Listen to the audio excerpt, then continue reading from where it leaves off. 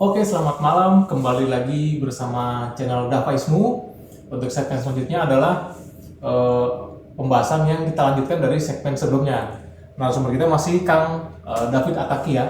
Kalau sebelumnya itu kita bicara tentang bagaimana kita mengantisipasi ya, mengantisipasi ketika kita menghadapi alam Indonesia yang tropis. Nah, sekarang yang ingin saya tanyakan adalah lebih spesifik lagi, ketika ada taruhlah perusahaan atau sekolah ya atau tempat kegiatan masyarakat yang baru dibuka di eh, kawasan yang berpotensi di situ ada habitat ularnya. Nah, itu dia.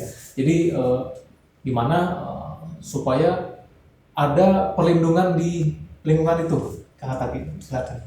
Kalau untuk perusahaan sendiri ketika ingin membangun suatu perusahaan di bekas lahan-lahan yang bekas habitat ular itu lebih kita kan lebih contohnya kan memasang barrier ya. Barrier ini kan pelindung supaya ular ini tidak masuk ke dalam perusahaan kan. Betul, nah itu yang dicari bahwa yang itu maksud saya tadi. Sorry saya potong. Jadi perusahaan atau tempat kegiatan yang ketika dari baru buka kadang kejadiannya, ada ular, ada ini makhluk-makhluk yang buas lah. Gitu. Iya, kadang apalagi pikirannya ini ya, ini kiriman nih gitu. Wah, gitu ya, kiriman santet. Padahal bukan. Bukan. Nah, itu lebih tepatnya kita harus memasang barrier sih. Barrier. Lebih perlindungan supaya ular ini tidak masuk kan. Nah, yang kalau misalkan saya pribadi, alangkah baiknya itu mereka itu memasang pagar dengan pagar tembok, bukan pagar yang besi, biasanya besi ya, yang sekat-sekat itu kan. Kalau tembok kan ular itu kan nggak bisa naik kan. Nah, kalau besi masih bisa. kalau besi masih bisa, tinggal ini doang kan, dia tinggal terobos doang kan. Pagar-pagar biasa lah itu mah. Iya. Biasa. Kalau kita berbicara pagar yang begini ya, yang ada selahnya ya. Iya, betul. Nah, apa sih saya nggak tahu Pak. Iya. Nah, kalau tembok itu ular itu nggak bisa dia manjat ke tembok kan. Tembok bisa. Ya nggak bisa. Nah, yang kedua kita lihat apakah ada tanaman yang di luar itu merambat ke dalam suatu lingkungan yang kita bisa bilang lingkungan inilah masuk ke dalam lingkungan kita lah. Itu kan sebagai jalur rambat si ular masuk ke lingkungan kita. Jadi ada pohon yang ngedoyong gitu kali ya? Iya, nyosor lah itu masuk ke inilah. Nah itu alangkah baiknya kita potong gitu kan ya. Kita potong supaya dia nggak menyentuh area kita gitu kan, supaya si ular itu nggak masuk gitu kan. Yang kedua kebersihan gitu kan, kita jaga kebersihan. Yang ketiga itu kebersihan. Kita jaga kebersihannya. Karena apa? Kalau misalkan kebersihan kita nggak jaga, ada sisa-sisa makanan, itu ada hewan pengerat. Di mana hewan pengerat ini buat lubang nih. Gitu ya. Secara tidak langsung ular datang. Ya, secara tidak langsung ular itu datang dan secara tidak langsung juga dia membuat jalur.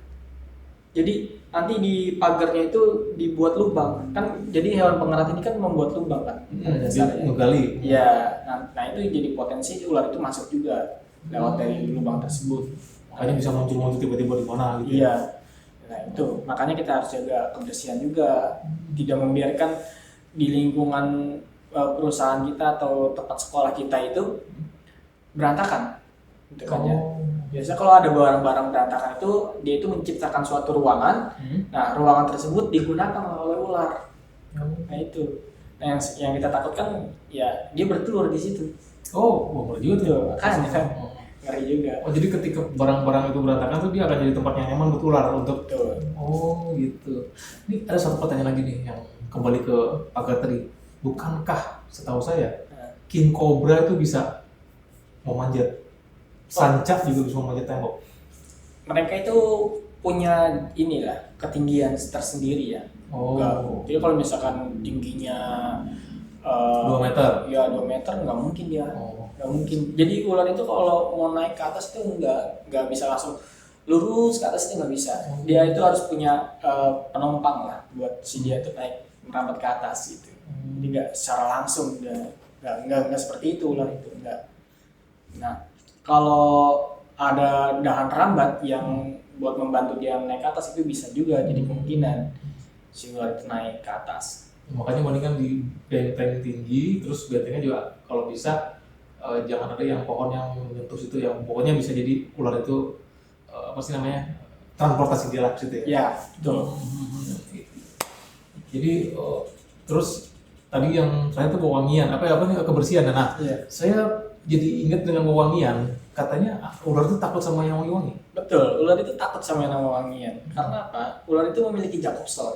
Jadi ular ini memiliki ciuman yang sangat tajam lah, sangat tajam. Dia tuh nggak kuat sama yang namanya wangi-wangian dia. Jadi kita, kalau saya pribadi, kalau misalkan ada satu ruangan yang khusus dan dispesialkan agar si ular itu tidak masuk ke dalam suatu ruangan tersebut, saya sarankan siram wangi-wangian di pukul 8 malam. Jam 8 malam. Ya, pukul 8 malam. Nah itu untuk mencegah si ular itu masuk. Jadi misalkan kita punya potensi ruangan A, kita nggak mau ruangan A ini kemasukan ular gitu kan ya. Mau nggak mau kita harus pasang barrier. Barriernya apa? Ya kita ini aja lah, wangi-wangian boleh. Kenapa harus jam 8 malam? Nah, kenapa harus jam 8 malam? Karena rata-rata ular itu yang di malam hari itu berbisa tinggi, mematikan. Nah, ini kan sebagai meminimalisir lah untuk ular yang berbisa tinggi itu tidak masuk ke wilayah kita gitu kan ya. Meskipun jadi gini, ular yang di malam hari itu lebih dominan ke berbisa tinggi, mematikan. Nocturnal tadi. Iya, yang nocturnal. Nah, yang diurnal rata-rata berbisa menengah ke bawah. Tapi nggak menutup kemungkinan yang diurnal itu tidak ada yang egg venom, tentu ada. Cuman kan yang saya ambil itu adalah istilah lebih dominannya. Lebih dominannya. Secara statistik itu paling Iya, seperti itu. Jadi teman-teman, jadi kalau nanti teman-teman mau buka usaha dan ternyata tempat usahanya dulu daerah yang rimbun, daerah yang bekas kebun-kebun itu. Betul. Nah, tadi yang saran-saran Kang Ataki bisa bisa diakomodir, terutama membuat pagar tinggi dan membuat tembok ya. Iya. Dan jangan sampai ada tadi ranting tadi yang menjadi ular. Betul.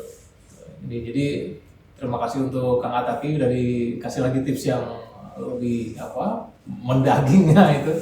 Dan nantikan lagi pembahasan berikutnya dengan Kang Ataki tentang snake handling dan snake rescue ya. Selamat malam dan sampai jumpa. Sampai jumpa.